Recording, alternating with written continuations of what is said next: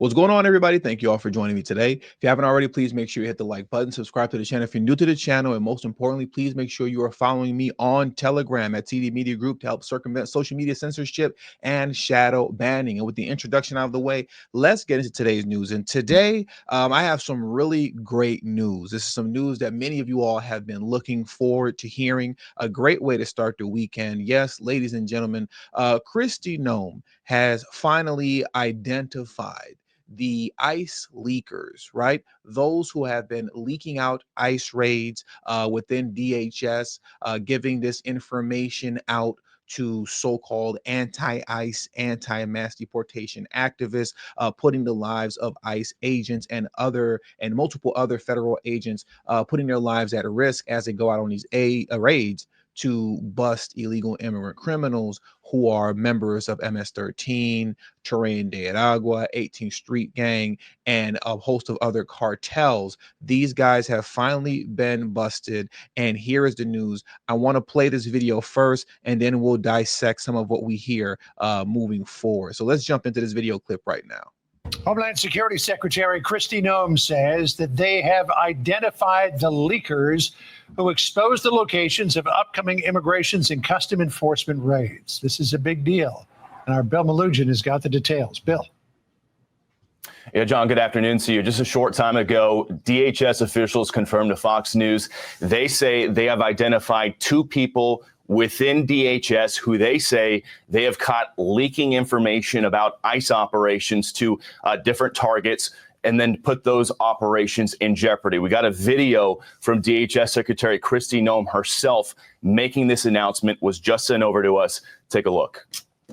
Everyone, I wanted to give you a quick update. We have identified two leakers of information here at the Department of Homeland Security who have been telling individuals about our operations and putting law enforcement lives in jeopardy.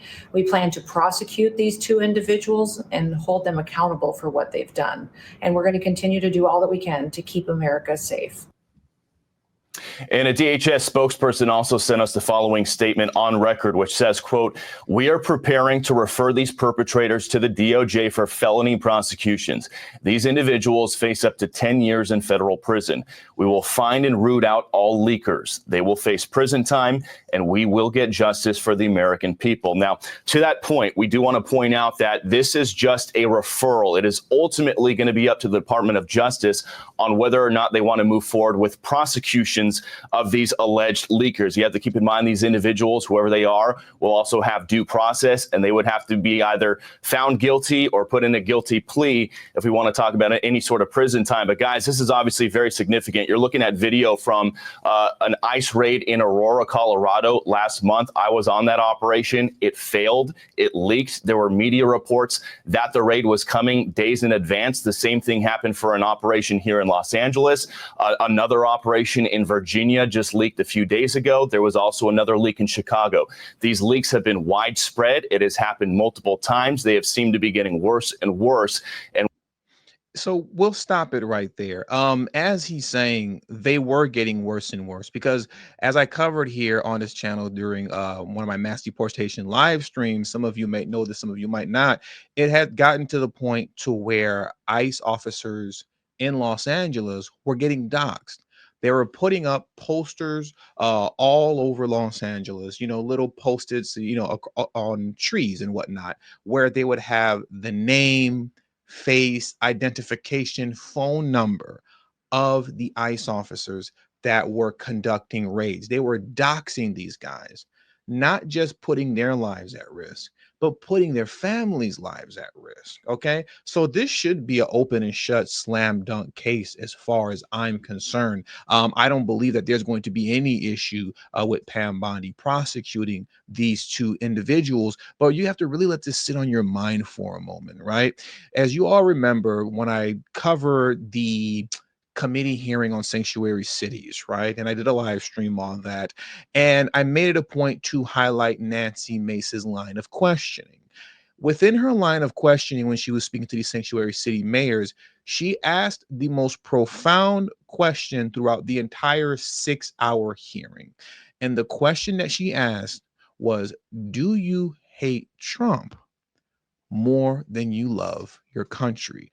Let me rephrase that. She said, do you hate President Trump more than you love your country? That was a very profound question, because we all know the answer to that question, and the answer is yes. They do hate President Trump more than they love their country. Trump derangement syndrome is very real, and that's what you're seeing here with these leakers within the Department of Homeland Security.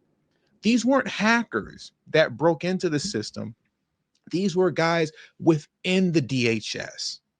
These were people that are supposed to be protecting the homeland, but instead are working to actively keep criminals on the street. Mind you, when they were releasing and leaking this information, these people weren't confused as to who ICE was going after. They knew that ICE wasn't going to your local Home Depot and just grabbing up any random individual. They knew that ICE was targeting dangerous Terrain de Aragua gang members, MS-13 gang members, 18th Street gang members, cartel members. They knew this. But the Trump derangement syndrome is so real, and these people hate President Trump so much more than they love their own country, that they were willing to put that information out just so Trump can fail in his mass deportation efforts. How sick are these people?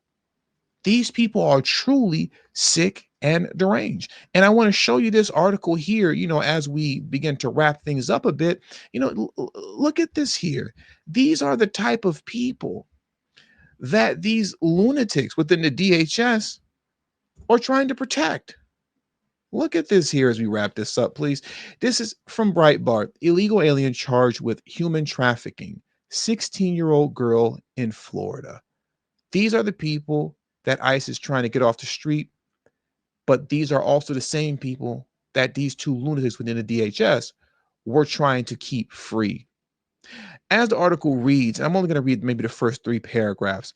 Jose Valerio Rodriguez, a 70-year-old illegal alien from Cuba, has been arrested and charged with human trafficking and violating a minor, right?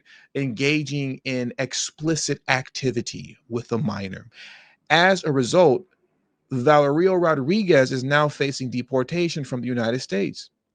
Last month, Flagler County Sheriff's deputies contacted the 16-year-old victim after she had been reported missing but had returned home. The girl told police she had been with Valerio Rodriguez, who was living in a tent behind a gas station, and that he explicitly assaulted her. These are the kind of people that ICE are going after. But these DHS lunatics, who are obviously DNC lunatics, are trying to protect. Once again, these are the bad guys that ICE is trying to take off the streets. Why anybody would interfere with that is beyond me, unless you are truly a deranged and sick individual. And it appears that within our government, we have a lot of truly deranged and sick individuals who hate President Trump more than they love their country. Unbelievable. And with all that being said, that does it for today's news. So I want to thank you all for joining me today. Please hit the like button on your way out. Subscribe to the channel if you're new to the channel. And most importantly, make sure you are following me on Telegram at TD Media Group to help circumvent social media censorship and shadow banning. Thank you all for your time. Until the next video, peace and have a great afternoon.